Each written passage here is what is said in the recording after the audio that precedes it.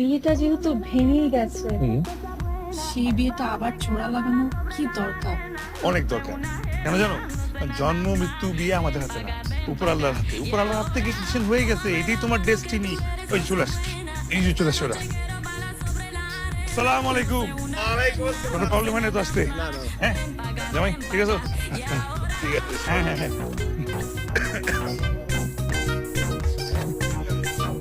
ভালো আছেন?